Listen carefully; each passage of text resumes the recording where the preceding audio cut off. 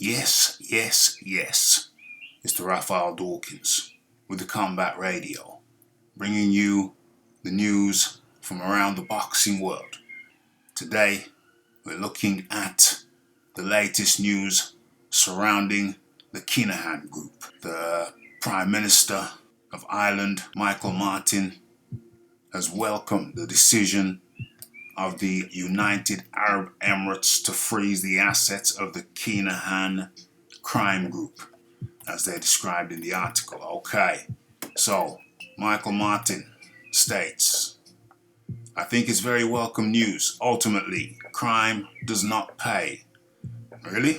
It looks like it's paid so far, but anyway, that's just my opinion. But anyway, I think what this illustrates is the power of countries working together on the international level.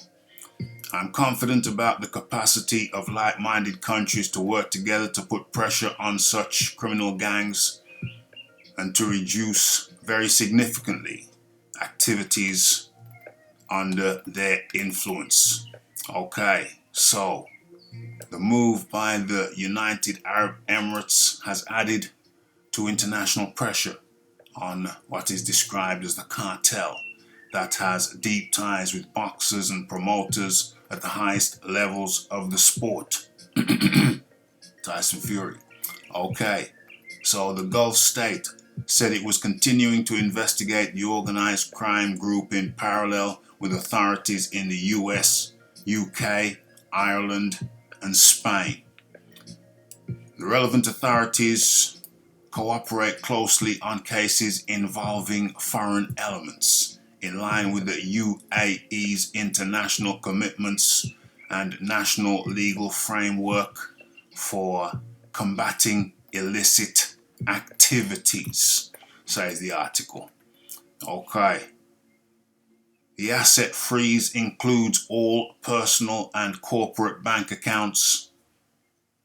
One person briefed on the matter in the UAE has stated. So, to be clear, the UAE are freezing the assets, and that includes personal bank accounts and assets. That's homes, cars, one would imagine, and corporate bank accounts. So that's personal and corporate assets belonging to what is described as the Kinahan crime group are going to be frozen, are in the process of being frozen. And those that haven't been frozen yet will be frozen. So this is a major move. Many people were skeptical that the United Arab Emirates would make any moves, but my feeling was that with so much pressure,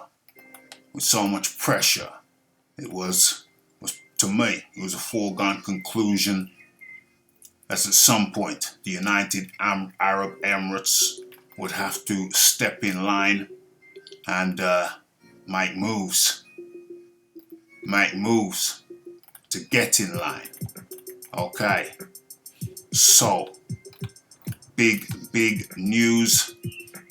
You know, well, if you don't know much about the story, just go into my previous videos where I break it down. But the US have put a $5 million bounty on the heads of Kinahan Sr., known as Christie, the Dapper Don, and his sons, Christie Jr., and of course Daniel, who it is believed is the forefront of the illicit trade. Okay, so that's very big news. It's very strong news.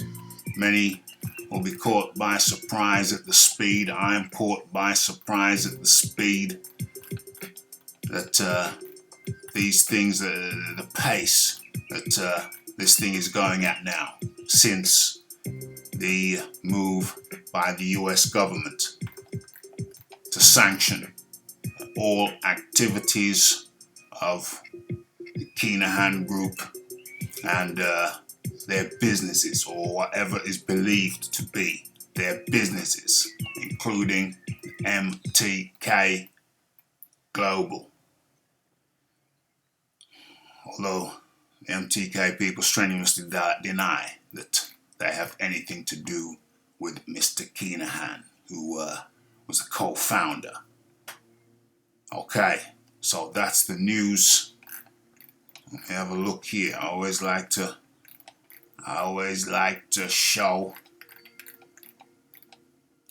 the articles that I use, show some of my sources. So let me see if I can slide that on over there. Okay, let's have a look. Can we get it in?